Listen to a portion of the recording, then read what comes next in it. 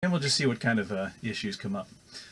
So again, watching the video, here we are, and we're going to be moving here in just a second. So let me get record, and I'll introduce the segment, and we'll go from there. So John, again, it's welcome back home. Is that right?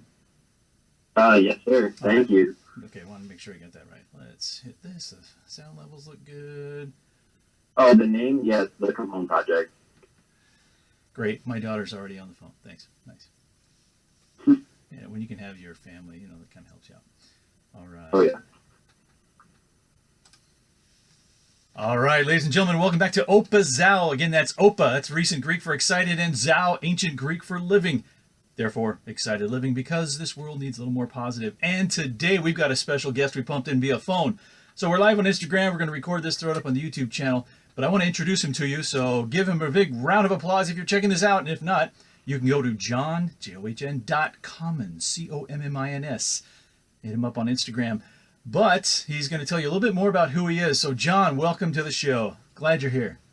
Oh, Mike, thank you for having me. I'm super, super excited to be here. It makes sense. OpaZao, brother. I love it. Beautiful, man. Nice. Now, we connected on this conference call and just kind of did some side texting, but I listened to you as you were describing what you're doing. I don't want to go about all the hows and everything else about our conference call, but I wanted you to give a shot and a shout out to everyone who might hear this about your heartbeat. And I want to key in on the value of listening. And I'll throw it through there, but why don't you take about 3 to 4 minutes and tell our audience, who is John, is it Commins, right? I want to make sure I say that right. Oh, perfect. John Commins. Thank you once again for having me. Sure. A little background on myself. I spent 6 years active duty in the United States Marine Corps, and I deployed as a drone mechanic. Afterwards, I had to make a decision. It was either continue to stay in the Marine Corps or get out, and that's kind of what I chose to do. Now, 6 weeks before I left the Marine Corps, my wife and I lost everything that we owned to a hurricane. So we were blessed with the ability to start completely fresh on the outside world. I was fortunate enough to have an amazing opportunity to work for a drone contracting company that exclusively worked with Special Forces. So during those 6 months I worked for them, I got to experience and deploy with these Special Forces groups and learn so much and provide my skill set to allow them to run their missions accordingly. And it was the most exciting time I've ever had in my life. Some really amazing friendships made and some really, really crazy experience happened. Afterwards, I decided to walk away. My wife and I, at the time while I was deployed, we were expecting our first child. He's here now. He's born. He's 15 weeks old, beautiful, love him to death. Awesome. Congratulations.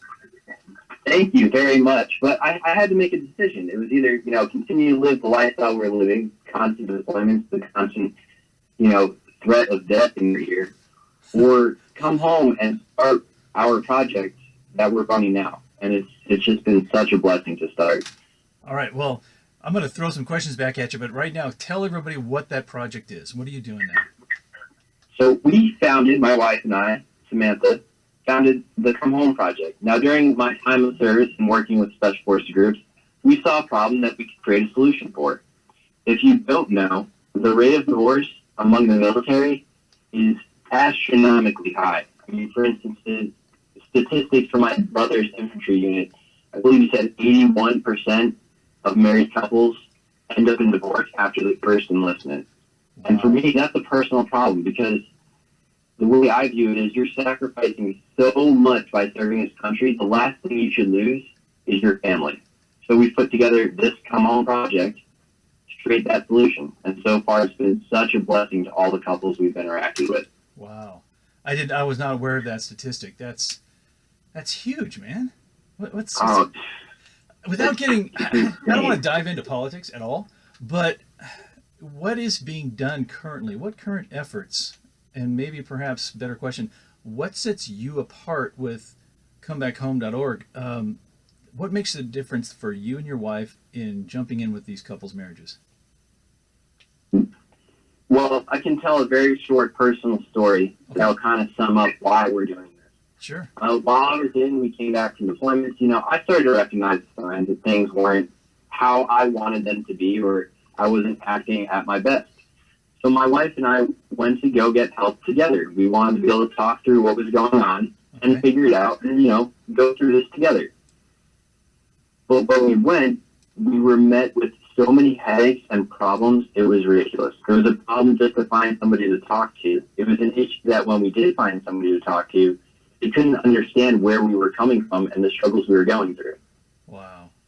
And I couldn't understand why someone would have that job working for the Department of the Navy and not be able to relate to what we were doing. So we decided to take action, and instead of calling attention or awareness to the issue, we made a solution. And in the solution, we used our personal vulnerable stories and our ability to keep it real and raw and true to who we are as service members and veterans. And now we have a comfortable setting away from anyone's chain of command and the DOD for people to come to get the help that they truly need from a couple who's actually lived it. Wow. So not just from personal experience, but what you offer couples is personal one-on-one. Is that about right? Okay. Wow. That's amazing. And I appreciate your transparency earlier, just saying that you've been down that road and you knew what worked for you and you just want to pass that on to others. 100%. We don't say that we're counseling or therapy or mental health because we're not. We're just a good dude and a good dudette just trying to help people. By the way, did you know that I think the female of dudette is really dudine? I saw that on a game show. I don't know if that's true or not, but that's totally beside the point and completely out of left field. Well, John, another question for you. As I sit back and I've been thinking and waiting for our podcast today, as I was sitting in the dentist's office today getting my tooth prepared for a crown. That's excitement. Never had one of those before. Oh, that sounds so much fun, man. Yeah, she goes, so much dentist says, don't chew on that over the holidays. Really? Oh, good luck. And if you need some serious pain medication, I'm like, really? This is like doom and gloom. Talking about hurricanes. You spoke about hurricane. I want to touch on that real quick. I want to just, first of all, not just thank you for your service, but I thought you had a great perspective. You talked about after almost losing everything, whether it be a natural disaster, hurricane, whatever else, you turned that around, and if I recall, you stated something to the fact that you saw it as a new opportunity. Now, a question that I have from your perspective, what you've seen in couples, that alarming statistic, 80% after first employment don't stick together. What are those impassable hurdles that they feel like, it's just not worth it? What are some of those issues that pop up in generic form? Even very generic. Trauma is trauma. It doesn't necessarily matter what you experience in particular. It still has a similar effect on the body. And now that we're in, 2019, about to enter into 2020, I want to say deployments are different from years past because now the spouse back home can just turn on TV or look at Instagram or Facebook and know with a certain degree of accuracy what is actually happening over there. So when you return home, it's hard for us men especially to be able to drop our ego and know that our wife knows what's going on over there because we don't have to hide it anymore. Okay. So why hide it from your wife when she already knows? And we have to open up communication channels and the power of listening to each other. Hey, let's take that rabbit trail, listening. I've interviewed a couple people before, and it's interesting. The perspective is that, I didn't listen to my spouse before, and now that I'm retired, I'm now just learning how to listen. How does listening play into all of this for the good and the not so good? Well, to understand listening in general, you have to understand that there's really only two forms of verbal communication. Okay. You're either problem solving or you're asking a question. So you're sharing or problem solving. That's really it. So right now, we're sharing our ideas, we're sharing our values to all of your audience. Right. But the second portion of communication is problem solving. And that can be as simple as, hey, can you hand me that pen? You're solving the problem. I didn't have a pen and you're handing it to me. Got it. Once you establish that there are those two forms of verbal communication and you clearly identify them before starting the hard to talk about topics, it makes it a lot easier for the person listening to fully understand what you're trying to get out of what you're going to express to them. Wow. Does that make sense? Yeah, that really makes a lot of sense. Wow. Absolutely. All right, let's. Absolutely. If the audience was going to throw any questions here on Instagram Live, guys, if you have a question, throw it at me for John, and I'll pass it on to him. But for right now, let me just kind of glance. I don't have my glasses on, so. Okay, not a really none. My question then, I'm just going to jump in. Yeah. Where did you succeed, and where did you not succeed in listening while on deployment to your wife? That's an interesting question. You can veto the power anytime. So. No. There have been times where your adrenaline's going. You had a crazy day, an insane mission. You completed it, and you're feeling awesome. Or it went south, and you're not feeling so good, and you don't want to talk to anybody. Yeah. I think for anyone who's currently deployed, the ability to realize that your wife is going to love you no matter what you've been through is the real key to hold on to. Because there are going to be days where you don't want to talk, and there are going to be days where you do. But when you're in those heated moments of extreme frustration and anger, just know that the person who's reaching out to you and messaging you and asking you to talk is only doing it because they love you and they want what's best for you. That's heavy. I had to pause on that one. I think life is life, and your circumstances are different than circumstances I've had in my life. But what I'm hearing from you is that it's very similar in a lot of marriages. You said, at the end of the day, you feel really great about something or you don't feel really great about something. But if your spouse opens up a door of communication, y'all should respond well to that. And and again, I cannot say, "Oh, I understand, John," or "I can relate." I can't. I'm not out there doing the drone thing. Trust me, you don't want me trying to control one of those. But I wonder if, wow, it would be great to have your wife on right now, right? Oh, if she was here, I would totally have her hop on, but she is at her parents' house with our little boy right now. No, and that's totally fine. By the way, I did get a kick out of, what you posted something earlier about sandwich. If I was man, you're saying now who's supposed to make the sandwiches for this family? And, I'm so glad that you saw it because it made me laugh watching it again afterwards. Your wife, in some ways, if I said that comment to my wife, I think sharp objects might have been flying around the house. So it's like, yeah, okay, all right. And it's like, don't you say that. So it was good recovery though. That was nice. Totally off base. So okay, let's say the spouse comes home from deployment and they're re-entering. Quite often I'll begin a mentoring relationship with individuals who are re-entering society in some form. Maybe it's a professional athlete that for 10 or 15 years their identity has been that sport, and now they come back to a family that it's like, oh, now what? They have to reintegrate. So if you were to give the audience that's listening here a few tips, not just from your organization, but also that kind of key in on the value of listening, what would they be?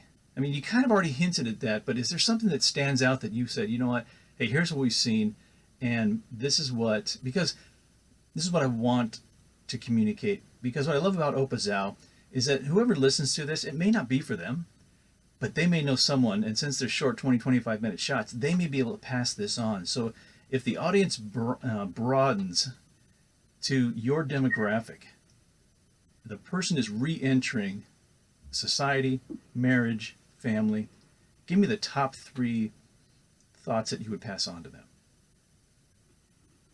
I really think there's only one crucial tip that I could give right now that would make a world of difference to anyone who hears this.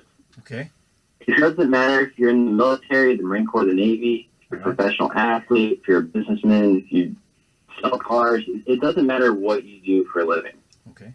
What is very important to understand is that what you are doing for a living does not define you as a person or a human being. Wow. You have many roles that you're going to play throughout your life. And what I like to tell people, this is more centered on the military.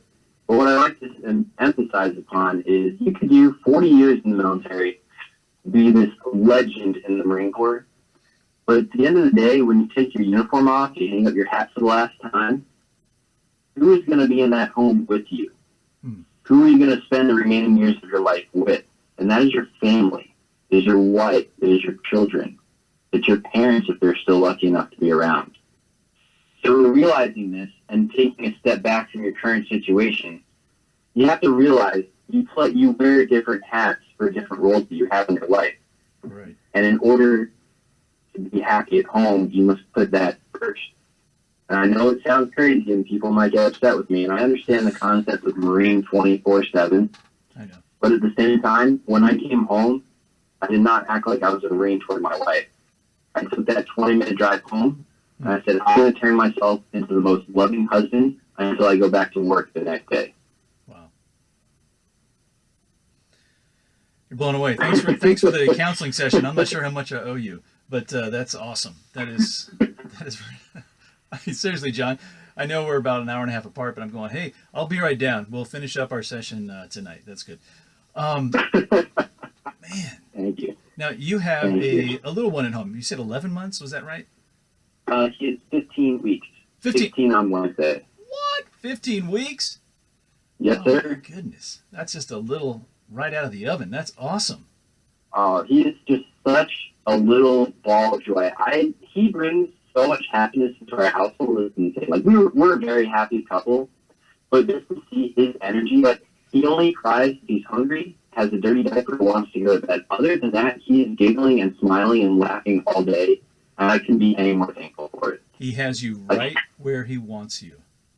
Oh, I am completely wrapped around his little finger. That's for sure.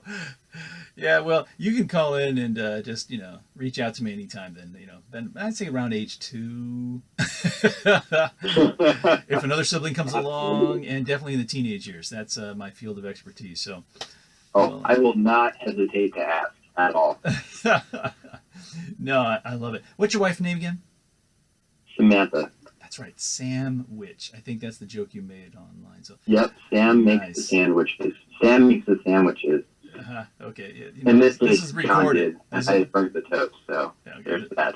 It's recorded, so she doesn't. You want to hide it, you better hide it. I did have another question, and I'm not going to turn around and say, hey, what can you tell me that you're not supposed to tell me? I'm not asking for any of that. I've actually had some opportunities to interview people like that, and yeah, that was pretty dumb of me to even venture down that path. But what are some of the greatest lessons that you learned while in the military? I think the biggest lesson that I've learned is the ability to invest into relationships around you. Wow. The ability to take interest in those that matter to you. And it's the ability to recognize what's going on in their personal life. And when you notice something is wrong, reach out and ask. And when you ask, make sure you put away all distractions and you listen.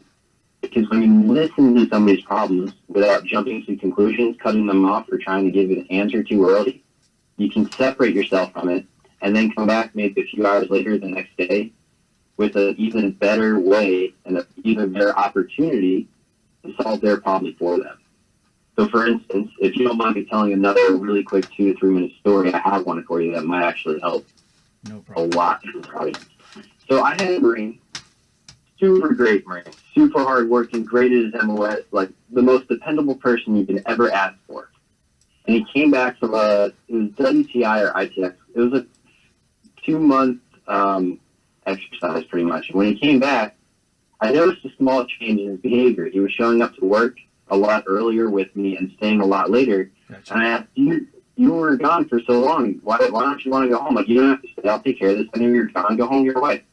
And, from listening to him, I realized there were a few things going on. Right. So the next day when he came into work, because of the beauty of the internet and Facebook, I had a notification come on my phone. It's so-and-so's birthday. And that person turned out to be his wife. Wow. So now after listening to what he's been going through, what they've been going through together, I said, hey, I'm going to do you a favor. And I covered for him at work that day. I sent him home, And I said, look, man, I'm going to let you go home today. On your way home, I want you to buy your wife some flowers home, and I want you to celebrate her birthday with her together and enjoy the day. I don't want you to answer your phone. I just want you to enjoy 24 hours with your wife and make it the best birthday she's ever had. And he did. Now, guess what happened when he came back to work the next day? He was rejuvenated. He was excited to be there. I knew that I was going to get a more productive Marine back because I took one day to invest in something he cared about, his wife. There you go. So now, anytime I needed a favor or something more difficult to be done, I knew, because I had invested in our relationship by caring for him, that I could go to him for it and not even feel guilty about it. Gotcha. John, great words of wisdom. Thank you so much. You know, we're going to just cut it down here. We keep it around the 20-minute line. And again, 24/7 here for you. And I look forward to learning more from you, actually. So you've been a great guest. The fans have spoken. Wait a minute. Thank you very, very much. So anyways, but thanks again. And viewers, whoever was online live, thanks for coming and thanks for showing some. You popped in, popped out. It's all good, always. Again, OpaZao, I'll be throwing this back out on Libsyn and posting it. So let's just keep going. And don't forget, it's John Commins at, well, it's just john.commins. You want to hit him up on Instagram. But you can also find him and connect with him at Welcome. Is that what it is? Come Back Home? The Come Home Project. The Come Home Project. I want to make sure I got thecomehomeproject.org. You're awesome, John. Thanks a bunch for joining us. Appreciate it. Thank you. Thank you for having me, Mike. I appreciate it. For everyone listening, thank you so much for taking these 20 minutes out of your day. I really, really appreciate it. Sweet. We'll talk to you later. Take care. Have a good one. Awesome. Thank you, Mike. Bye. Bye. Bye. All right. Shwoo. Ooh, let's How was it, man? Hey, I thought it was good. I'm gonna turn this off. Excellent. All right. Instagram, thanks for tuning in. I'm going to shut you down now. So again, thecomebackhomeproject.org. Is that right? Did I get it right? TheComeHomeProject.com. Homeproject.org. Check him out. John.Commins, Commins. Hit him up on Instagram. Go from there. Video, I'm going to shut you down first here.